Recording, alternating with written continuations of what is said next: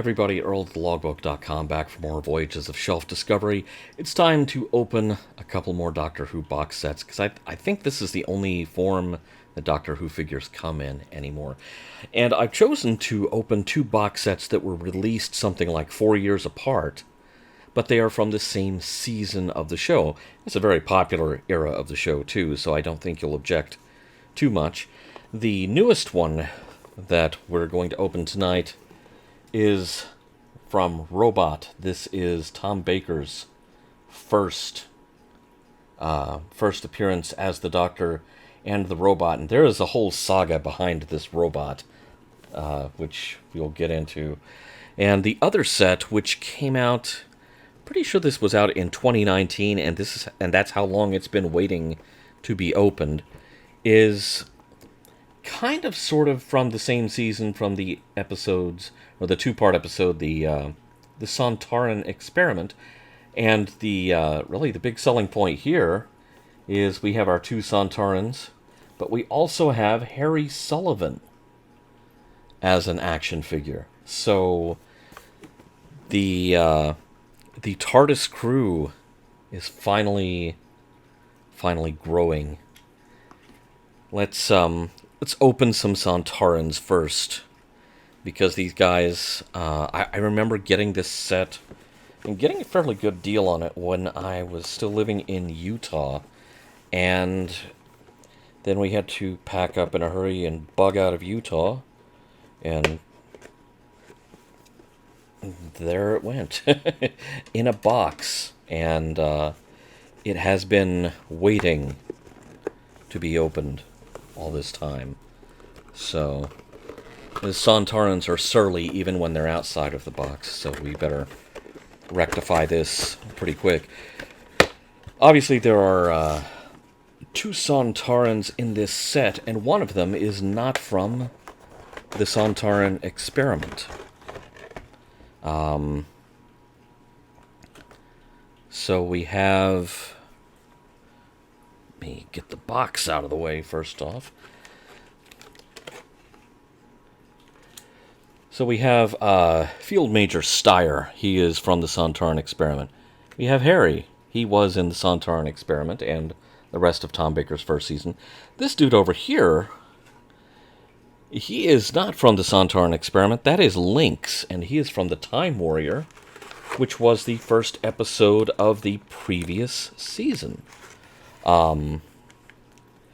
And Lynx is a figure that... This is what's kind of neat about these box sets, and this is also going to come into play when we talk about the Robot box set. And yes, I actually remembered scissors for once. Rejoice.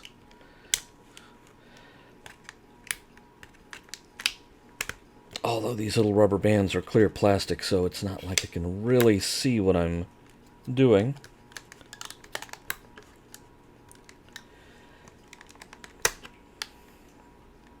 Alright, so everyone should be free to pop out of the box here. So we'll see if our Santarans feel like coming out to play, and they do. Hey, that's kind of nice. It's kind of nice not to spend, a whole day opening something in front of a camera.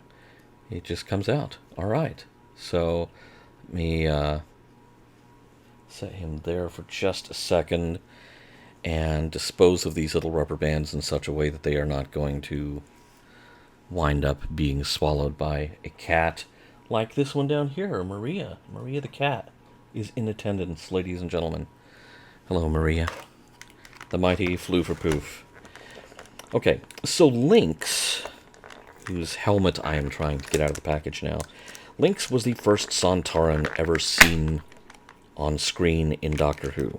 I think I'm going to leave his weapon in there for right now. I never really dug the initial version of the Sontaran weapon. The great thing about the Sontaran characters, of course, is, if you remember on screen, it's a big deal in the Time Warrior when Lynx takes his helmet off. Well, the nice thing is you can put his helmet on, or he can kind of, sort of carry it. That's good too.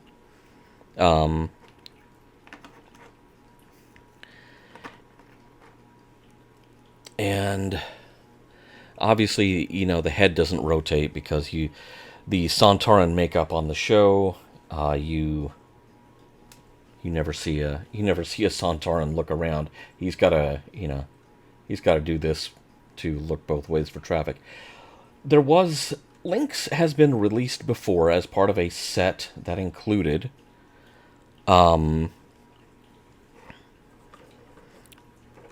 it included the Sontaran ship from the Time Warrior, which of course, it has always been that spherical geodesic, it's a space ball. Let's call it what it is. It's a space ball. All right, Lynx, can you stand? Can you stand to stay with me here? All right, so there we have Lynx. Now, the Time Warrior box set that he was part of in his original release, really hard to come by in the US. I was never able to get my hands on it, so some people may be crying foul that we're getting box sets with previously released characters. I, for one, am not complaining at all. Alright, we have Field Major Steyer from the Sontaran experiment here. I'm getting rid of his rubber bands. He also has a helmet, he also has a weapon, and he has a little gadget on his belt that he can use to summon his fearsome robot, which looks like in that episode it would blow over in a stiff wind. Now, Field Major Steyer has also been released before. In fact, I did get that set, the Sontaran experiment set, because, like the Time Warrior, it was the Sontaran character and his ship. So I have the ship on the Doctor Who shelf in the other room. I haven't shown you the Doctor Who shelf yet, have I? We'll take a look at that after we get everyone open, because we will want to set up our new characters in there. Field Major Steyer's original release, and he's trying to drop his weapon, has a bit of an error as far as screen accuracy, which is, you saw on the new one, his knee pads, his neck armor are all silver. The original one, they kind of skimped.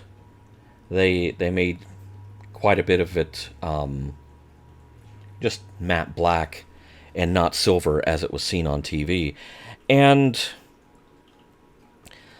so, you know what? I think my old Field Major Steyer here, tell you what I'm going to do.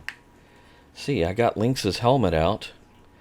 Probably fit on this dude, or maybe not.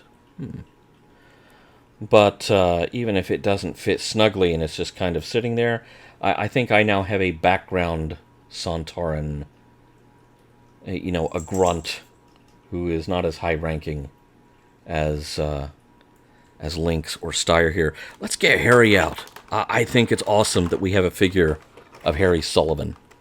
The late, great Ian Marter was originally hired, and, the character of Harry was created as, this kind of, younger man of action, because they didn't know how they were going to cast the new Doctor. They didn't know who it was going to be. And the thinking was that they might be going back to an older Doctor after John Pertwee, more in the vein of William Hartnell.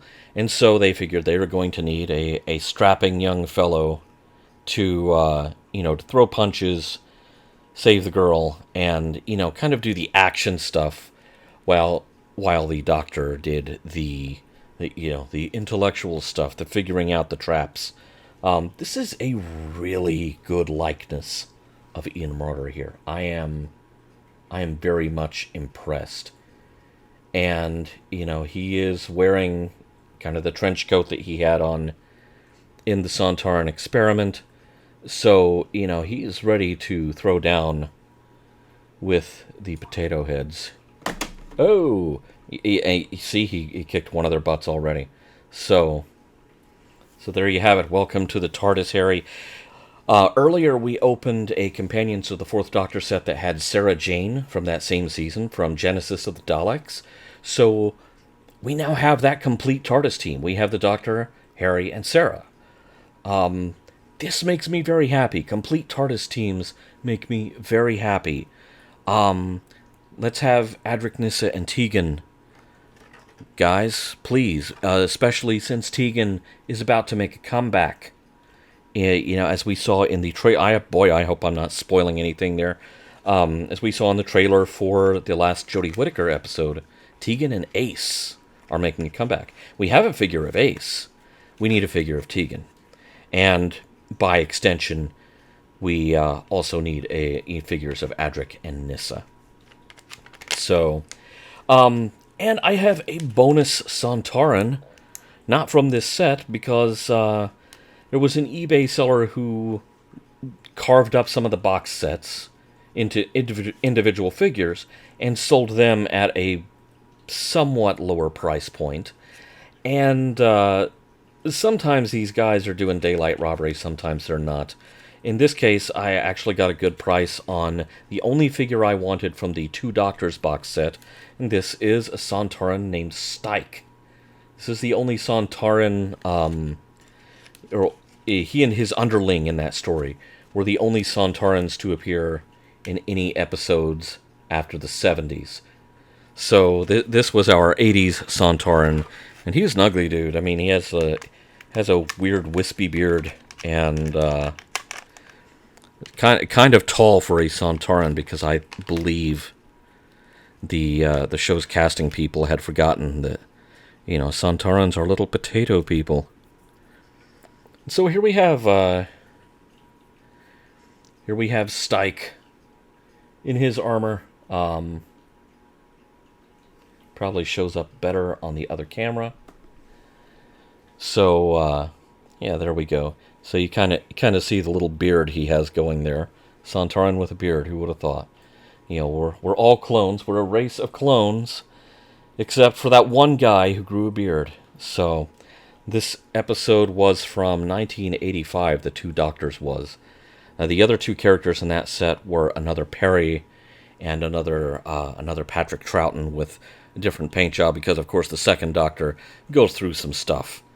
Is some genetic manipulation stuff in that one. So I was really only interested in the Sontarans. So, yeah, I've got 3 new Sontarans here. What is not to love about that? So, all right, let's get our newly minted Sontaran army, and poor Harry, who is now surrounded by them. Let's get these guys out of the way, and let's talk about Tom Baker and the robot, Doctor Who and the Giant Robot, as the novel was titled, of course, written by the late great Terrance Dicks. I might add, both the novel and the script. I believe that was one of Terrance's last contributions to on-screen Doctor Who at the time, because he had been there for the whole John Pertwee era as script editor, and he was handing it off to Robert Holmes. Okay, this box set with the Fourth Doctor and the robot, supposedly this is, I believe I read that this is a new sculpt for the Fourth Doctor, so that's kind of interesting. The previous sculpts were not anything to sneeze at. So, no complaint there. This is one of the... Oh, it's got a stick down on this side too. Alright. I really try not to damage the packaging, because someday they may have to go back in it. Someday these won't be mine anymore because I won't be here.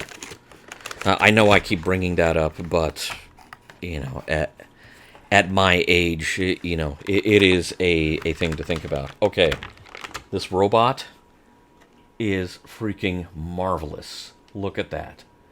He's the right scale. The detail is impeccable. And I knew it would be because this robot was first released in, I think, 2007 or 2008 as a Build-A-Figure for, I'm pretty sure it was the second wave of classic Doctor Who figures that Character Options ever did. They had previously only done the new series stuff, and then they did a 2-pack based on the Time Crash special as a Comic-Con exclusive. And the response to that from the customer base was euphoric, to say the least, because all of a sudden, you know, you didn't just have Eccleston and Tennant, you had Peter Davison. And, you know, once you have crossed that line, there's no going back. You then have to do the rest of the classic Doctors. His arms are tied too. I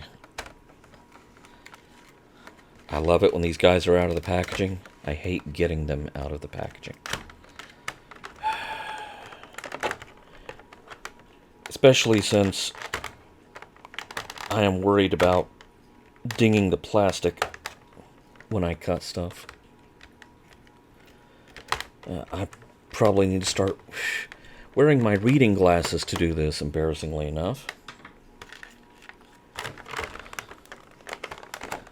Let's see how...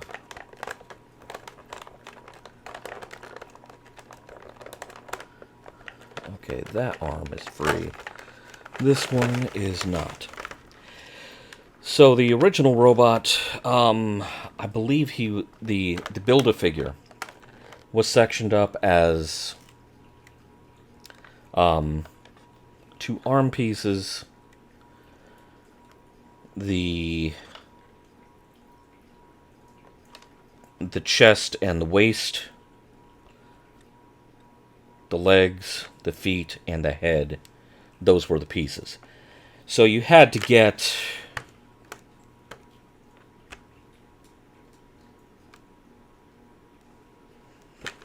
You had to get like 8 figures, a whole wave of 8 figures to complete a robot.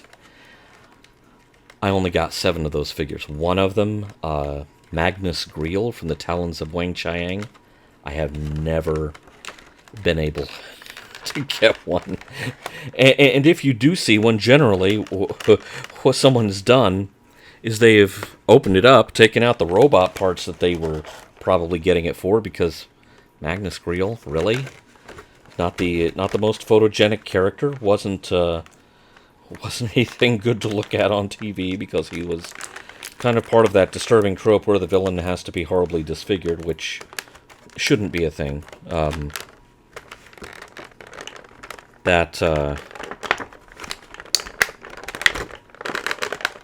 I believe that has actually been a point of discussion lately. That, you know, Western fiction has far too many villains who suffer from physical deformities, and so it's like that's being demonized. Oh, his weapon is still taped into the package. Or you can, oh, his ankles. Oh, darn it. His ankles are tied. Okay. He's very, I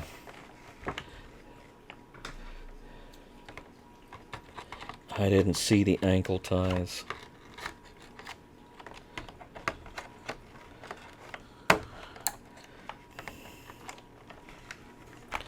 This,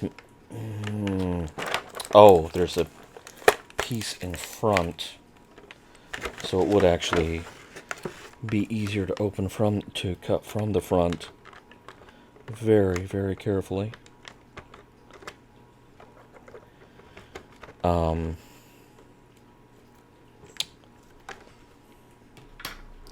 know in the past I've used nail clippers, and that's kind of weird, but I'm starting to think that might actually be the better option here. So, change of plans.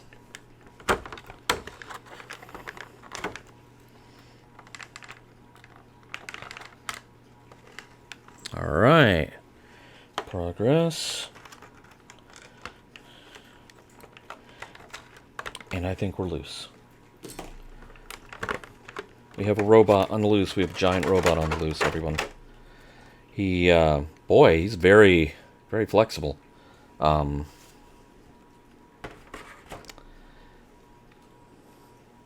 bet I can just stand him up here without anything to stand on. And you can see him. Again, the detailing on this is just amazing. For 1974, you really have to appreciate the design because, you know, once the arms taper down to these hands, obviously there's a rod there that's being controlled from in the suit. So, you know, it is a man in a suit, but you're kind of having to work out, you know, how it's operated because it's anthropomorphic only up to a point. And let me get his disintegrator gun out. Okay, that was held down by a piece of tape. Give him back his disintegrator gun, which I know it looks like he can barely hold this. That is absolutely true to how this character looked on television. All right, yeah, he actually holds it fairly well. So, yeah, they really have all the details. Of course, the original sculpt, you know, from 2008, when character was being a bit more adventurous, you know, was marvelous then. It's still marvelous now. I'm so happy to finally have a robot that has both arms. I wonder if I can find the box that the pieces of my incomplete robot are in. And, you know, since he does not have both arms, I wonder if I can find some wires to, you know, stick out of where that arm should be and just have this one standing over him like, no! These are things I think about. It's a display idea worth looking into. Okay. And Tom Baker's ankles were tied too, but I think I just snapped it. Okay, so long as I didn't damage the figure in the process. Take a look at our, you know, supposedly new sculpt here. Yeah, he has a very serious face. But he has that kind of burgundy-colored coat, which was, you know, very much the original formulation. I think later Tom Baker seasons, it became more of a, you know, kind of a tweedy brown thing. And then in his last season, you know, he wound up with something that was, again, a very deep red. Except, you know, so was the scarf. Everything was a very deep red. So another Tom Baker, a new take on Tom Baker there. Packaging that does not want to cooperate as I try to preserve it.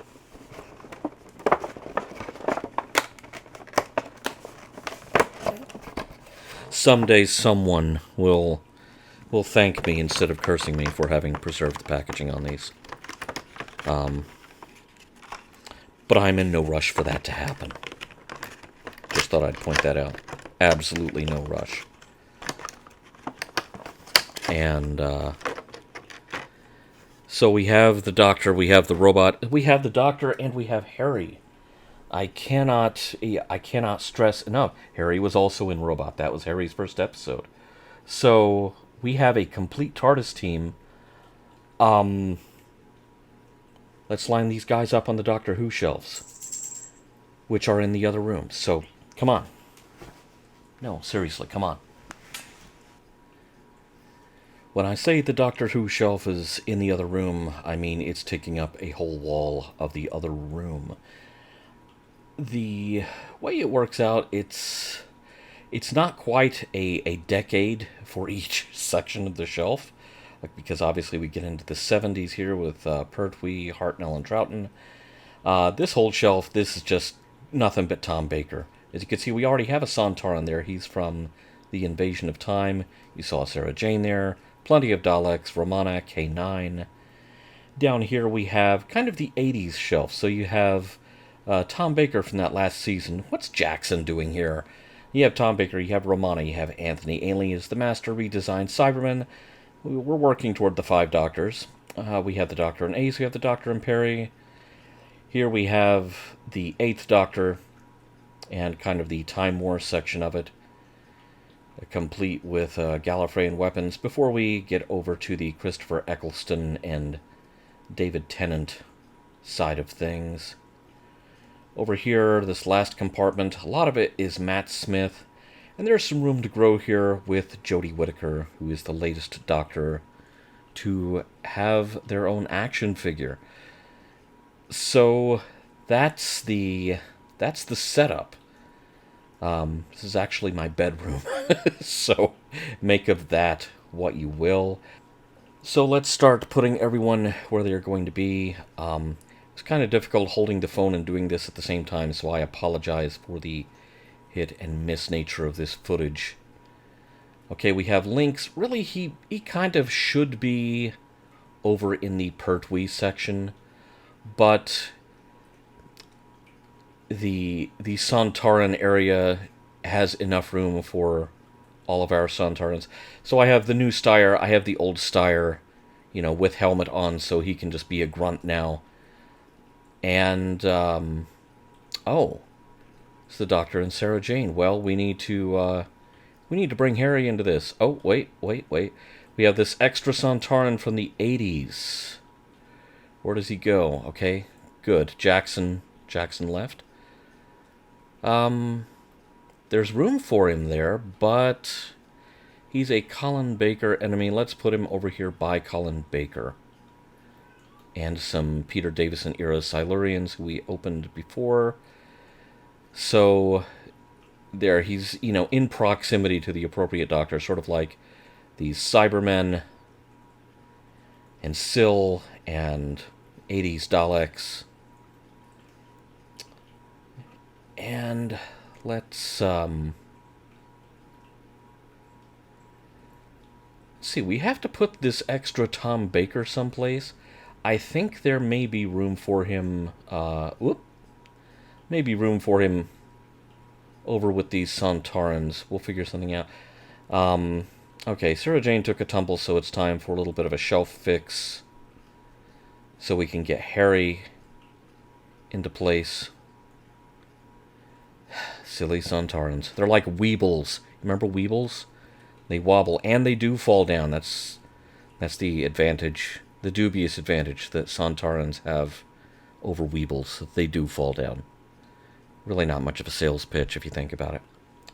Alright, we have Harry. Yeah, I'm shipping them. That's how I'm shipping them. Harry and Sarah. Manically grinning Tom Baker out front. I still think there's room in front of these Sontarans for the extra Tom Baker. There we go. I know that's an awful lot of Tom Baker in one place, but he's got to go somewhere. Or he's got to go back in the box. I mean, that's always a possibility. There's some room back here by Davros. We're going to have to move some things around. So, K9, sorry. Romana. Oh, Romana would get a chuckle out of meeting that Doctor. And Davros is on a riser. It's a little plastic cylinder, which actually was a spacer, is a plastic spacer, that was part of these shelves when they were shipped. it kept the shelves from damaging each other in transit when they were shipped. Alright, so let's put the K1 robot back here. He's quite tall. He has... there is no problem seeing him back there. Let's get the magic Davros riser situated, so Davros can sit on it. And really, this is about putting Davros in proximity to his army of gunmetal gray Daleks, which those started to come about in the Pertwee era, but they're really more of a fixture of Tom Baker's era. So we'll put Romana the Doctor and K9 back together. So there we have our revised Tom Baker shelf. Sontarans aplenty. It's kind of like they're pouring out of the portaloo. We have the classic TARDIS team. Let me fix one thing and get Sarah to where she is not completely in the shadow. So we have Harry Sullivan, Sarah Jane Smith, and the Doctor, as it should be. We have the giant robot being giant. So much Tom Baker in one place. I love it. I may yet consider putting Lynx over here with the murderer's row of John Pertwee era enemies, but it's kind of full as it is. And going back over here, back to the 80s, I think Stike fits in perfectly in that last riser with the TARDIS on it. So that part of the shelf is kind of a nice little corner of classic enemies given a new coat of paint for the 80s. So that's the Doctor Who shelf in the other room. I guarantee you I have more Daleks in my bedroom than anyone else my age. Ladies, don't say you don't love it. So there you have it. Opened some new Doctor Who goodies, all from that 1974-75 season. It is wonderful to have a complete TARDIS team in that mix. Let's have more of that, please.